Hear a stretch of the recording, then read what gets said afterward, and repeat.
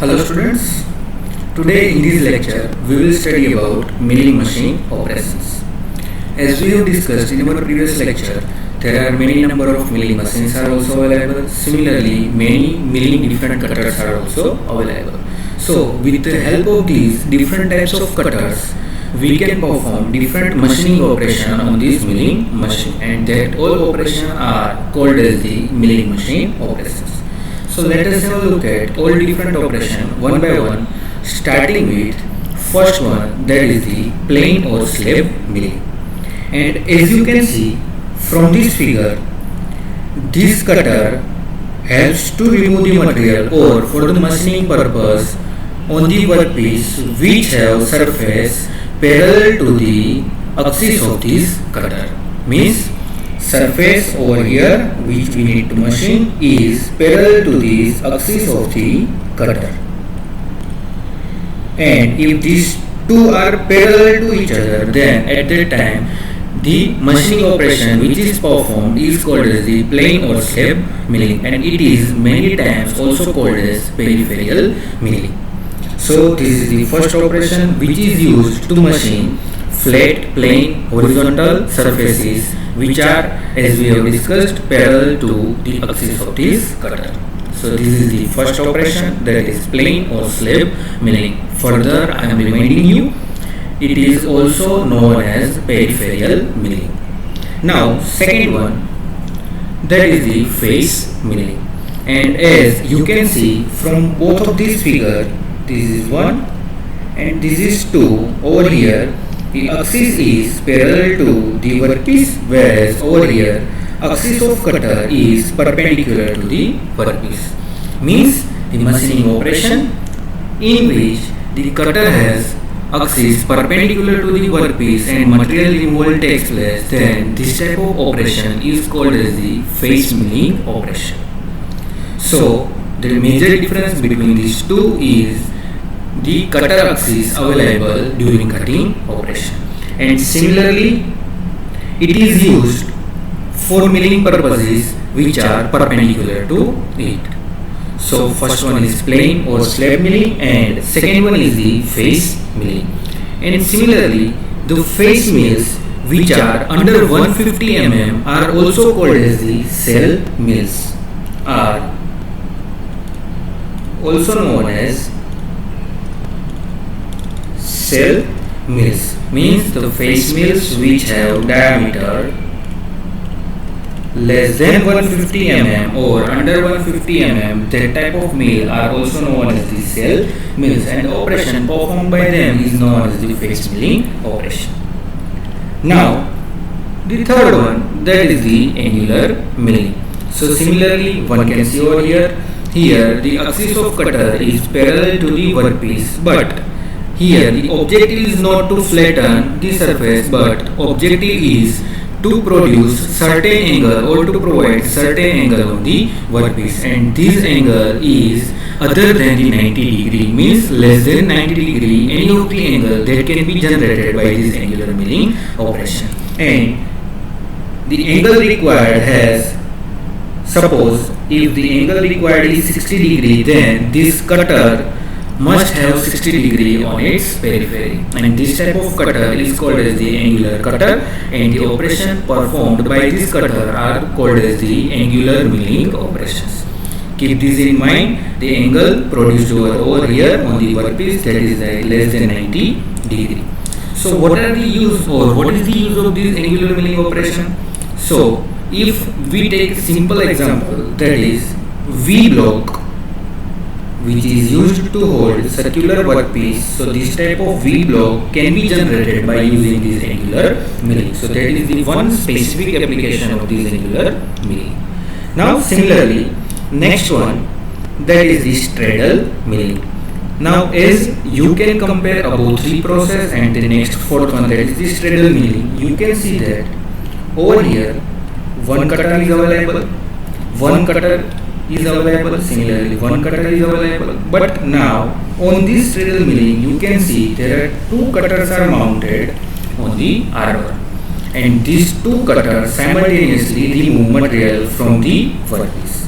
So if in any of the machining operation cutter has, in any of the machining operation, if this shaft has or arbor has more than one cutters available on it, or if we say specifically two cutters available on it and which helps to remove material simultaneously from the workpiece, then that type of machining operation is called as the straddle milling operation. So again, in above all operation there is only one cutter, but in this straddle milling there are two cutters are available which removes material from the workpiece. And over here, this space between these two cutters can be adjusted by moving of this arbor and the material removal takes place. Now, next one, that is the side milling. And side milling is similar to this straddle milling. Arrangement is also similar, but in side milling, to adjust the gap between this cutter for material removal, spacer is used. And this is the simple minor difference in arrangement of the straddle milling and side milling. Other than this, application and working of the straddle and side milling is similar. So this straddle milling, if we say application point of view, it reduces time for machining operation and it helps to fasten the process. Similarly, next one, that is the gang milling. Now you can easily see that over here there is only two cutters which are attached to the workpiece or which are in contact to the workpiece, but this arbor is not in contact with the workpiece, means there are only two cutters. Whereas now in gang milling, if you can see cutter 1, cutter 2, and similarly this peripheral mill cutter is also mounted on this arbor, and these three cutters, cutter 1, 2 and 3, these three cutters simultaneously remove the material from workpiece and also flatten the workpiece surface for after machining operation. Means more than two machining operations are performed on this gang milling operation. So in any of the milling operation, if more than two cutters are used for machining operation, then it is called as the gang milling operation. And in this machining operation, keep this in mind, workpiece is fed towards the cutter and the machining operation takes place.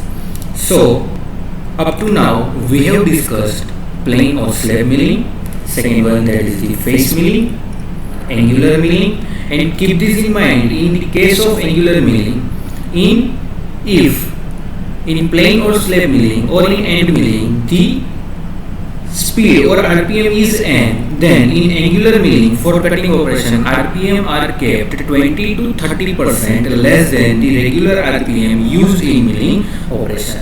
So the RPM used or the speed available at milling cutters is comparatively low for easy machining operation. Now we will discuss about next machining operation, that is slot and groove milling. And as you can see from this figure, this operation is used to generate the slots on the workpiece, and this type of slots can be generated on the workpiece based on requirement. And for this machining operation, this end mill cutter is used which helps to remove the material. The next one, that is form milling. And as you can see, the cutter has a specific geometry or specific form. And when this cutter is rotated against this workpiece, this cutter removes the material in the shape available at the cutter. So if we see, the workpiece has this type of shape at its surface after milling operation. So during this form milling operation, these form cutters are used to generate irregular shape on the component workpiece, and this form milling process is used to generate such shapes such as concave shape, it may be a convex shape, or other than these, different other shapes can also be generated on the form milling operation, and based on the shape required, different form cutters are used. Now next, that is the slitting or saw milling operation. And as you can see from this figure, you can see that Very thin cutter is used to remove the material from the workpiece, and in many of the cases, if one want to generate a very small or very smallest groove on the workpiece, at that time this slating or saw milling operation is used, and many times it is also used to part off any of the certain component from the workpiece. That means this saw milling can also be used for parting off operation, which you can see from this figure. Means if we have a block and we want to remove this much of block from this workpiece, then at that time this cutter is fed toward the workpiece and these two sections are cutted out from this workpiece. This means this slating operation is also used for parting off operation.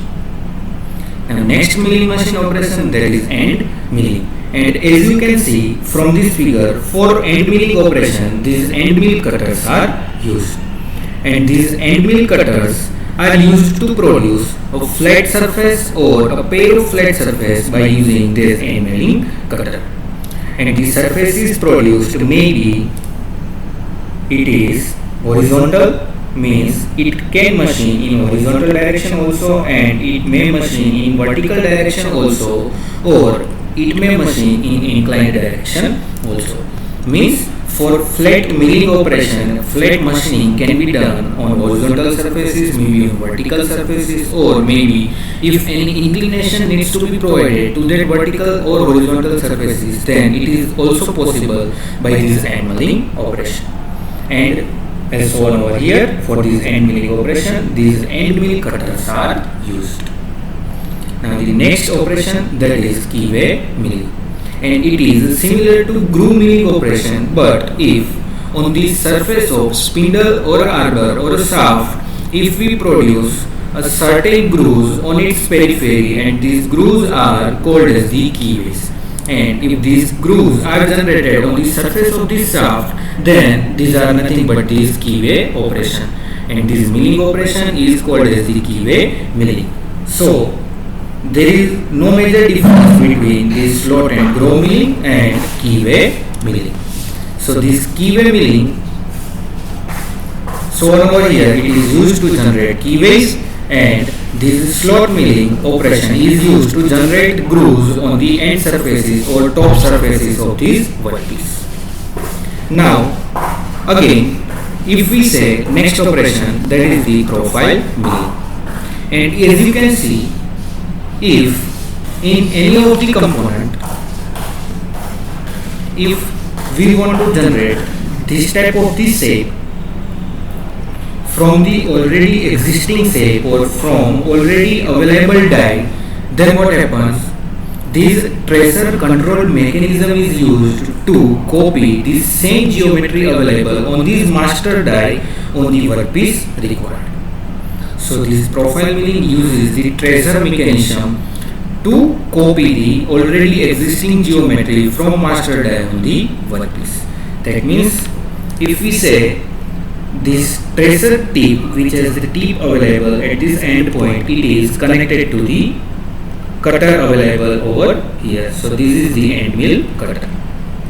Now as tracer moves on this geometry, similarly as the linkage available between this tracer and this cutter, so same way this cutter will also follow the path, and this cutter is also rotating about its periphery. So as the cutter is moving on the workpiece, it removes the material from the workpiece, and as the path followed by tracer, this similar path or this similar geometry is obtained on this workpiece.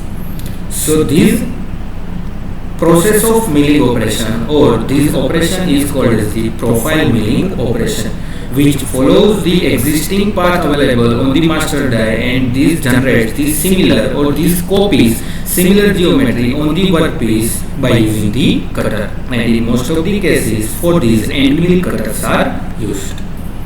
So up to now we have discussed many number of milling operations available and what are the different use of these milling cutters or these milling cutters and these milling machines. Other than these, two other milling operations are available, that is gear milling That is, first one is gear milling, and next one, that is the thread milling. So this gear milling and thread milling, these are the two operations. This can be also used as a milling machine operation. Gear milling is used to generate the gears, and thread milling is used to generate the thread on the workpiece surface. So keep all these machining operation in mind, and these are also important as an exam point of view. So looking forward to see you all in our next lecture. Up to then, thank you.